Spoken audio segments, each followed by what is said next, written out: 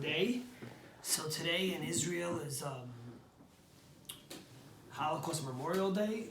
Although in the observant world we celebrate it on the 10th of Tevet because this is a month of celebration and we don't want to do it in the month of Nisan, I did want to tell you a story that had a huge impact on me about the Holocaust in honor of all those that perished and us making sure their memory and their lives live on. So the story takes us back to a man whose name was Rabbi Yisrael Zev Gutzman. Rabbi Yisrael Zev Gutzman was one of the greatest scholars that lived in the past generation. His story of being a child prodigy and then going on to be one of those who sat in the court of the famous yeshiva outside of Vilna by Rabbi Chaim Ozer Gradinsky, one of the greatest sages, is stuff of legends, nevertheless true. And it seemed like he had an amazing career ahead of him right outside of Vilna in the yeshiva, but unfortunately the Holocaust came.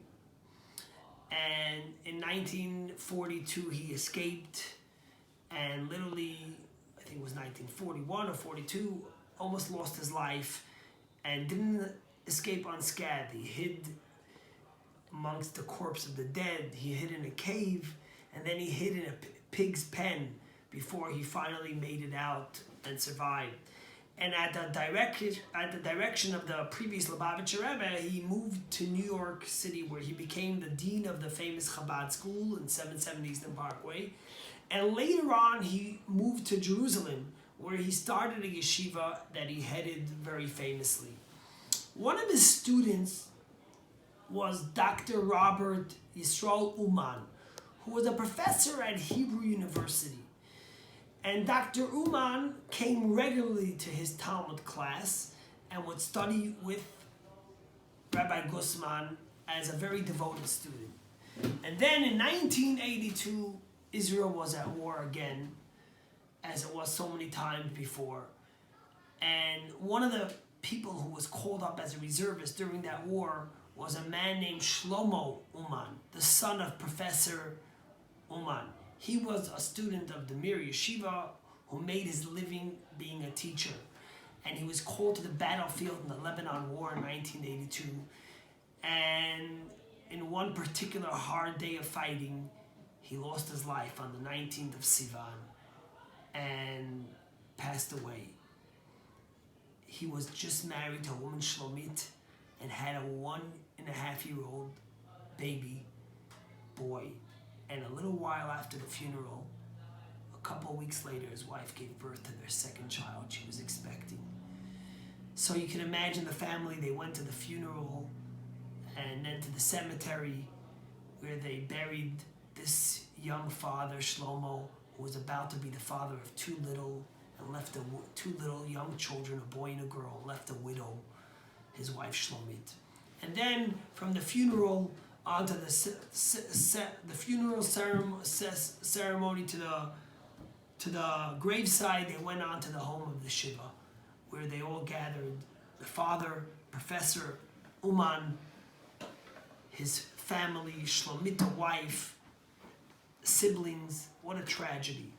And there, going with them along the whole way, was Rav Gutzman. He went to the funeral procession, then he went to the cemetery, and then he came to the house of Shiva.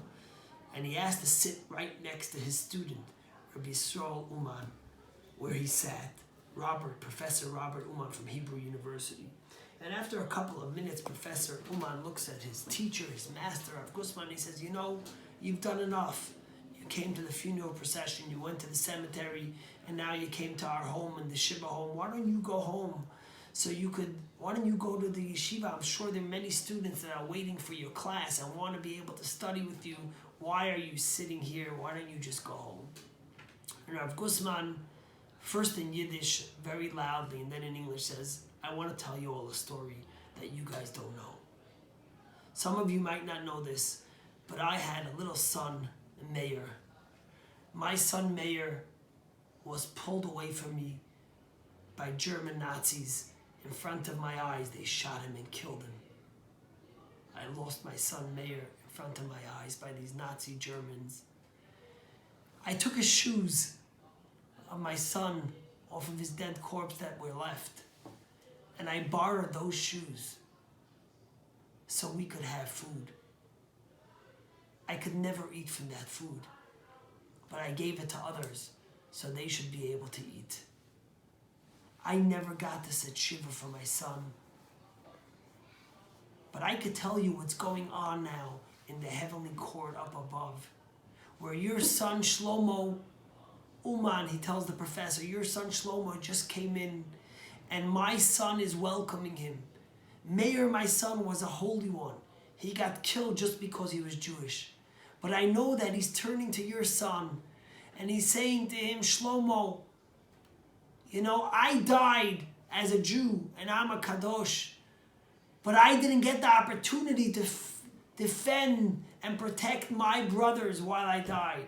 You, Shlomo, might be part of our minyan here in heaven. You might be part of our quorum here in heaven, but you aren't just part of our quorum. You are the leader. You are the shaliach tzibur. You are the one that's leading all of us, because you, not only did you die because you were a Jew, but you died defending and protecting your people.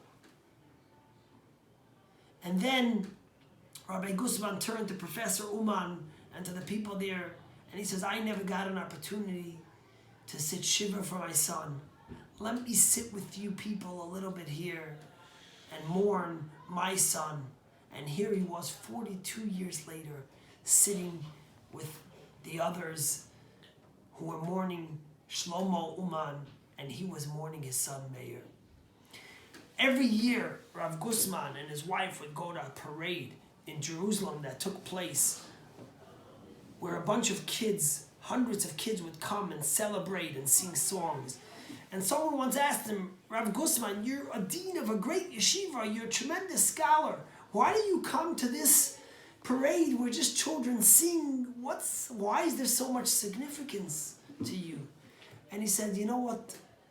He says, only a generation that watched so many Jewish children taken to the gas chambers and killed could understand and appreciate the ceremony of children singing in the streets of Jerusalem. And once one of his students asked him and said, Rav Guzman, please tell us more about your experience in the ghetto. Tell us more about your son. Tell us more about those shoes that you bartered so we could relive those experiences and remember them. And Rav Guzman turned to the student and says, I can't talk about it more.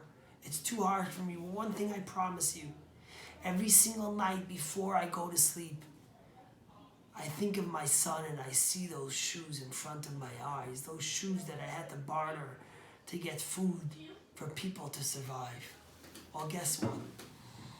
8 years after this, 9 years after this, in 1991, 9 years after Shlomo Uman was buried, and Rav Guzman said this story at the Shiva, 9 years later, on the 18th of Sivan, Rav Guzman passed away.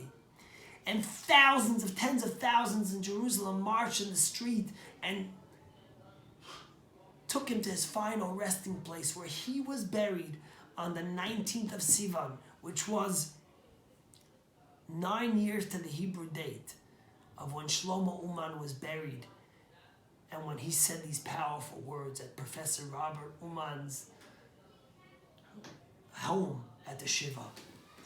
And in 2005, I think, or 2010, I don't remember the date, but I must have written it down somewhere here. It was